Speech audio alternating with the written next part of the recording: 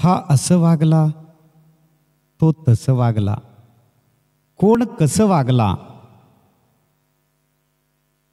या विचारात स्वतःला त्रास करून घेण्यापेक्षा आपण पुढे कसं वागायचं याचा विचार करा. आपण कुठे चुकलो याचा अभ्यास करा. समोरच्या व्यक्तीशी नेहमी चांगले वागा. ती व्यक्ती चांगली आहे म्हणून नव्हे, तर तुम्ही स्वतः चांगले आहात म्हणून. शंक और मूर्ख हमेशा दूसरों के फूंकने से ही बजते हैं. आपला अंदाज हा चुकू शकतो.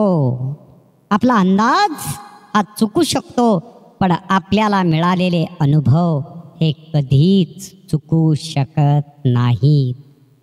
कारण अंदाज हा आपल्याला मनाने बांधलेली एक कल्पना असते, पण अनुभव मात्र आपल्या जीवनातील शिक्षण असते.